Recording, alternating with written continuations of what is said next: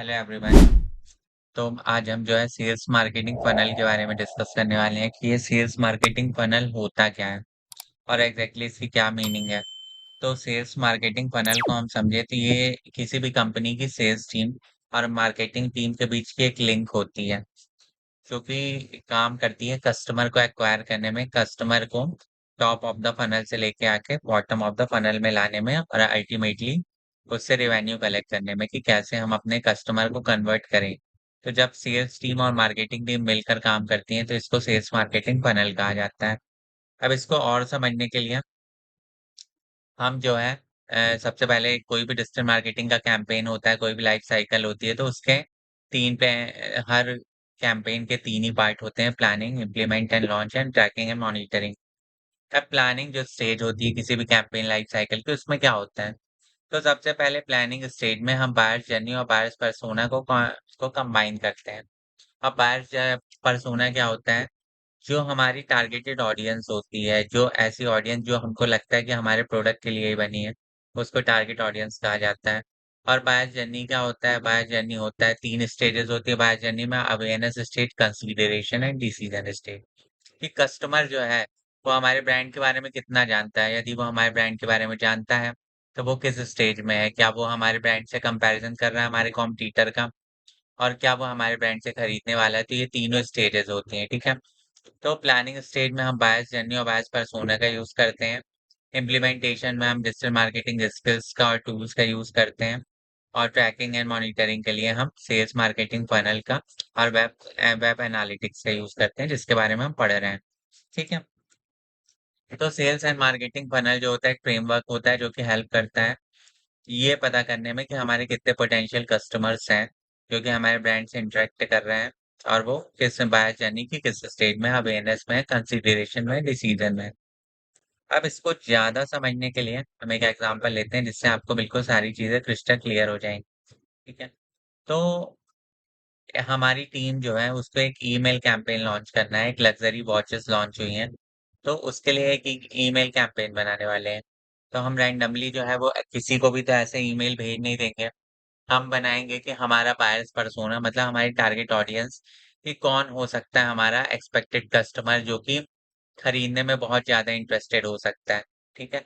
तो वो हमारी क्या होती है? टारगेट ऑडियंस होती है। तो ऐसे बहुत सारे लोगों की हमने डेटा का कलेक्शन किया और हमने ये अराउंड 5,000 लोगों का डेटा ईमेल आईडीज़ कलेक्ट करी और हमने उनको क्या किया? एक ईमेल सेंड कर दिया अपनी लग्ज़री वॉच का। ठीक है? तो ये कौन है? ये हमारी टारगेट ऑडियंस है। अब क्या वो जो 5,000 लोग हैं, क्या सारे लोगों ने मेल खोला होगा? नहीं। उसमें से कुछ ही लोगों ने हमारे मेल के साथ इंटरैक्ट करके क्लिक किया उसके ऊपर। तो अराउंड मान लीजिए 3,000 लोगों ने जो है वो ईमेल को ओपन किया। ठीक है? तो इसको क्या कहा जाएगा? इसको कहा जाता है कंज्यूमर ने ब्रांड के साथ इंटरैक्ट किया। उसके बाद उनमें से जितने 3,000 लोगों ने जब मेल ओपन किया, तो उनमें से कितने लोगों ने कॉल टू एक्शन बटन पर जाकर और क्लिक किया होगा? तो बहुत ही रेयर होंगे, बहुत सारे लोगों ने देखी होगी बस हमारी ईमेल आईडी या हमारा लैंडिंग पेज और बस कुछ नहीं किया होगा और कुछ लोगों ने क्लिक किया होगा। तो हम ये मानते हैं कि मान लीजिए अराउंड 50% लोगों ने लैंडिंग पेज के ऊपर वो बटन के ऊपर क्लिक करके call to action landing page पर गए। अब क्या है, बहुत सारे लोग जो है लैंडिंग पेज पर तो पहुँच गए, पर क्या पता वहाँ पे सारे लोगों ने जाकर अपने जो एक लीड फॉर्म मैंने लगाया था जिसमें लोग अपनी इन्फॉर्मेशन पुट करेंगे और जो वीडियो हमने लगाया था लैंडिंग पेज पे उसको देखा कितने लोग होंगे? क्या ज़रूरी थोड़ी है कि क्या पता लोग हमारी वेबसाइट पे पहुँच गए, पर उन्होंने हमारी वेबसाइट पे कोई एक्शन ही नहीं लिया। तो ये भी हो सकता है। तो कुछ लोग मान लीजिए अराउंड 1,500 लोगों जो हमारी वेबसाइट के लैंडिंग पेज पे गए, उनमें से केवल 500 लोगों ने हमारी वेबसाइट पे जाकर फॉर्म को फिल किया। अब क्या ये जितने लोगों ने फॉर्म फिल किया वो सारे लोग हमारे हमसे सामान परचेज़ कर लेंगे? नहीं, केवल हो सकता है कि 100 लोग ही परचेज़ करें हमारे प्रोडक्ट को। तो अब मैं इस सेल्स मार्केटिंग फनल की वो करता हूँ, एनालिसिस करता हूँ, ठीक है? तो देखिए आप, ये जो 5,000 लोग जो थे जिन्होंने जो मुझे लग रहे थे कि हो सकता है हमसे सामान खरीद लें, ये हमारे क्या होता है बायर्स पर्सोना होता है। बायर्स पर्सोना मतलब कि हमारी टारगेट ऑडियंस जो कि एक्सपेक्टेड है, जो कि हमारे प्रोडक्ट के हिसाब से हमको लगता है कि ये इंटरेस्टेड ऑडियंस है। तो जो इंटरेस्टेड ऑडियंस होती है उसको हमने मेल भेजा और उसको बायर्स पर्सोना था, ठीक है? उसके बाद जितने इंटरेस्टेड लोगों को भेजा, तो क्या सारे लोगों ने इंटरेक्ट किया था? केवल 3000 लोगों ने इंटरेक्ट किया था। तो इन्हें क्या कहा है? ये इन्होंने हमारे कंज्यूमर ने ब्रांड के साथ इंटरेक्ट किया, ठीक है? लेकिन उनको अभी एग्ज़ैक्टली पता नहीं है कि क्या है हमारा ब्रांड।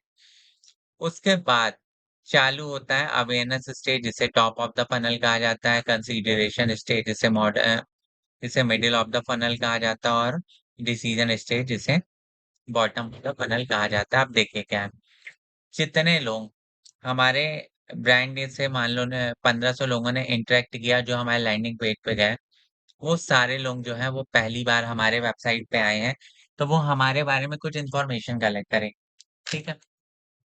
इसके बाद कुछ लोग ऐसे होंगे जिन्होंने ऑलरेडी हमारे ब्रांड के साथ इंटरैक्ट कर चुके हैं, तो वो थोड़ा-सा और एक्स्ट्रा इन्फॉर्मेशन जानने के लिए कि हमारे कॉम्पिटिटर से हमारे अंदर क्या डिफरेंस है, उसको जानने के लिए वो आए होंगे।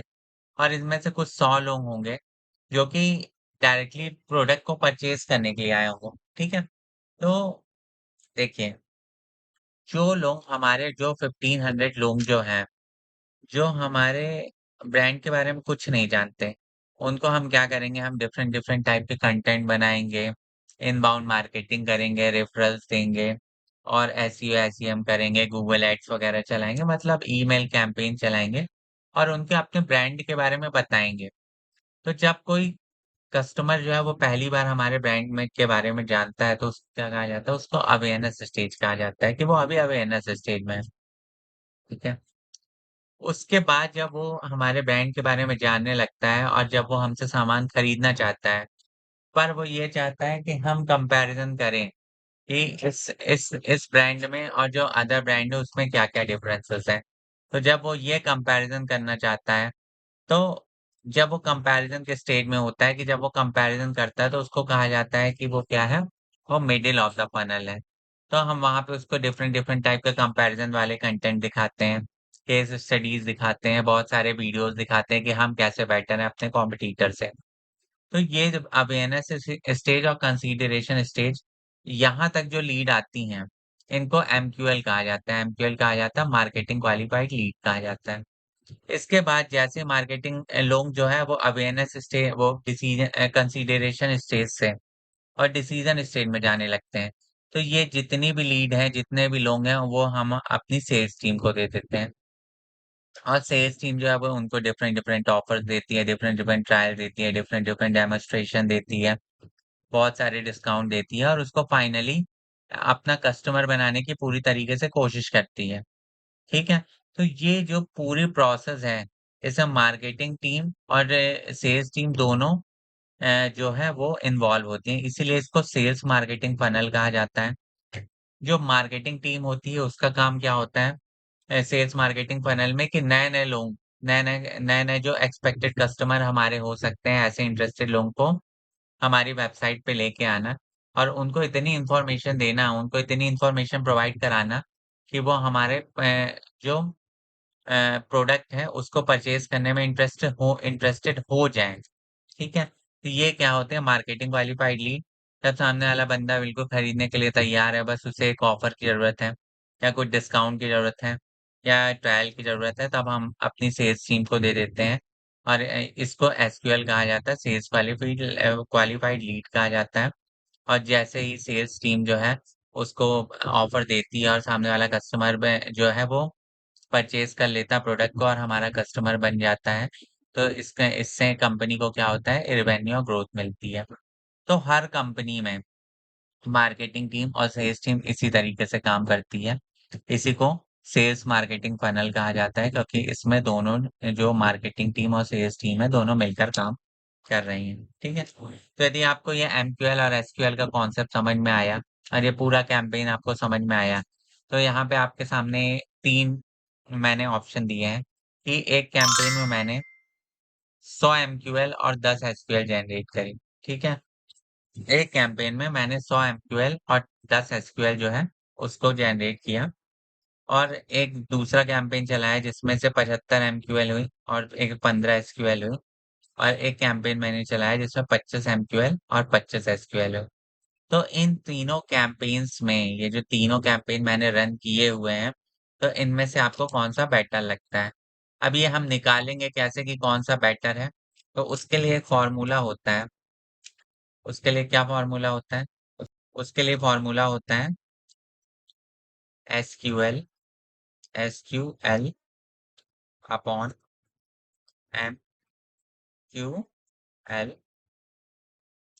एमक्यूएल इनटू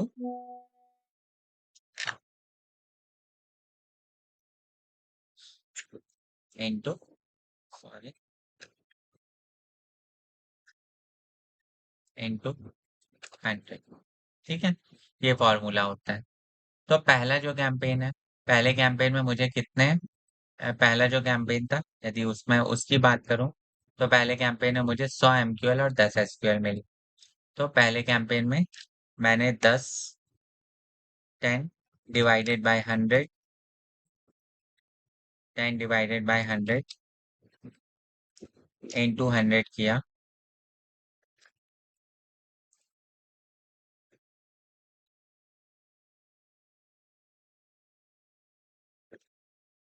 इनटू 100 किया, तो जो मेरा पहला कैंपेन है उसका सक्सेस रेट निकला 100 से 100 का डिवाइड कट गया। तो जो हमारा पहला कैंपेन है उसका सक्सेस रेट क्या निकला? उसका सक्सेस रेट निकला 10%। ठीक है? तो इसी तरीके से आपको अदर कैंपेन्स जो हैं उनका सक्सेस रेट निकालना है और उसके बाद ये बताना है कि इन तीनों कैंपेन में आपको सक्सेसफुल कौन-सा लगता है। ठीक है? कोई भी डाउट हो तो आप मुझसे कमेंट में पूछ लीजिएगा और ये कमेंट में ज़रूर बताइएगा कि आपके हिसाब से पहला कैंपेन ज़्यादा सक्सेसफुल है, दूसरा कैंपेन ज़्यादा सक्सेसफुल है या तीसरा कैंपेन ज़्यादा सक्सेसफुल है। ठीक है? थैंक यू सो मच और कोई भी डाउट हो तो आप मुझसे पूछ सकते हैं। Thank you.